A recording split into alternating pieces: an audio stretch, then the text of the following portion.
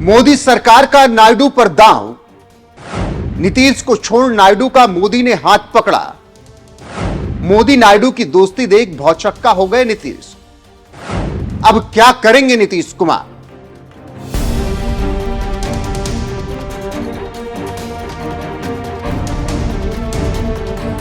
नमस्कार, मैं हूं आपके साथ रोहित।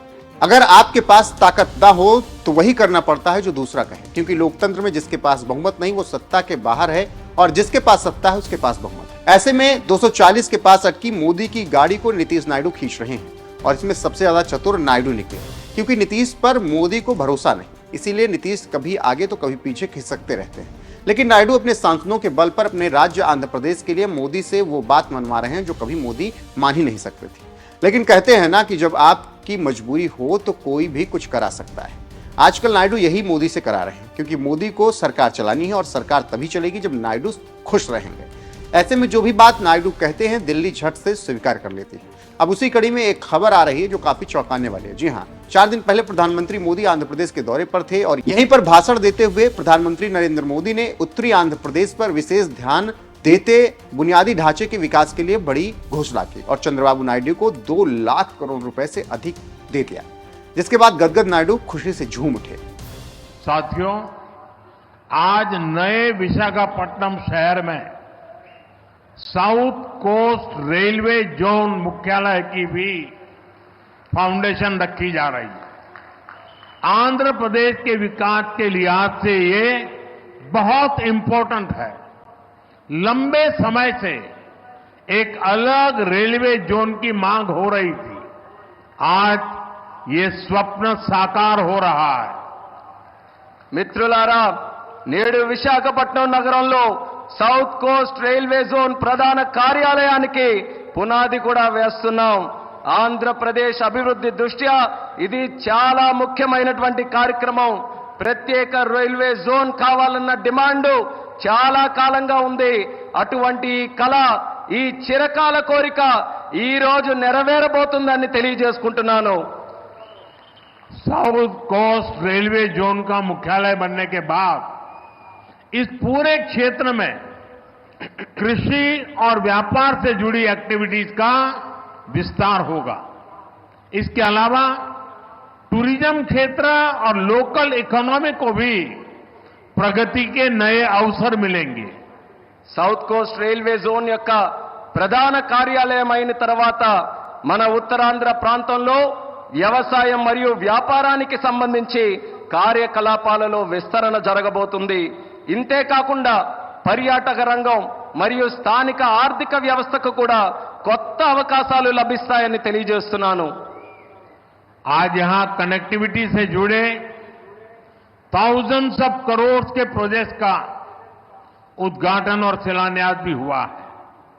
रेलवे के क्षेत्र में आंध्र प्रदेश उन राज्यों में शामिल है जहां 100% इलेक्ट्रिफिकेशन हो चुका है। आंध्र प्रदेश के 70 से ज्यादा रेलवे स्टेशनों को अमृत भारत स्टेशन योजना के तहत डेवलप किया जा रहा है। आंध्र प्रदेश के लोगों की ईज ऑफ ट्रेवल के लिए 7 वंदे भारत ट्रेनें और अमृत भारत ट्रेन भी चलाई जा रही है। నేడు కనెక్టివిటీకి సంబంధించి వేల కోట్ల విలువైన ప్రాజెక్టులు ఇక్కడ ప్రారంభోత్సవం మరియు శంకుస్థాపన జరుగుతుంది. రైల్వే రంగంలో ఆంధ్రప్రదేశ్లో నేడు 100% విద్యుదీకరణ జరిగింది. ఆంధ్రప్రదేశ్లోని 70కి పైగా రైల్వే స్టేషన్లు అమృత్ భారత్ స్టేషన్ల కింద అభివృద్ధి చేయబడుతున్నాయి. ఆంధ్రప్రదేశ్ ప్రజల ప్రయాణ సౌలభ్యం కోసం 7 వందే భారత్ రైళ్లు అలాగే అమృత్ భారత్ ట్రైన్లు కూడా నడిపిస్తున్నామని తెలియజేస్తున్నాను.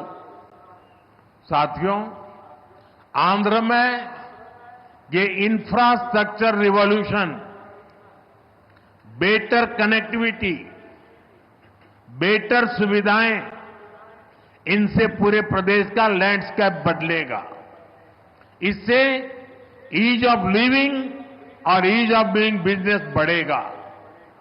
यही विकास आंध्र की करीब $2.5 ट्रिलियन इकोनॉमी का आधार बनेगा। तो सुना आपने कैसे मोदी ने केंद्र के खजाने का मुंह आंध्र प्रदेश की तरफ मोड़ दिया, और इसका कारण क्या है? क्योंकि लग रहा है कि नीतीश भागने वाले हैं। ऐसे में सरकार बचाने के लिए मोदी ने नायडू के लिए खजाना खोल रखा है।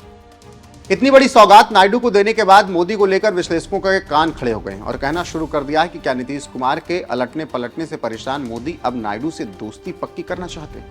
क्योंकि नीतीश के पास 12 सांसद हैं तो नायडू के पास 16 सांसद, और यह भी कहा जा रहा है कि आने जाने से परेशान मोदी अब एक जगह सही से निशाना लगाना चाहते हैं। मतलब ये कि अब नायडू को मजबूती के साथ रखो और नीतीश रहें या जाएं, कोई मतलब नहीं। इसी कारण खजाने का मुंह खोल दिया गया। जबकि मोदी को नीतीश पर विश्वास नहीं है, तभी तो बिहार को विशेष राज्य का दर्जा नहीं दे रहे, जबकि खुद नीतीश इस तरह की मांग कर चुके हैं, लेकिन मोदी देने को तैयार नहीं। इससे आप समझ सकते हैं कैसे नायडू के लिए सब कुछ मोदी दे रहे हैं, जबकि नीतीश को लेकर अविश्वास है।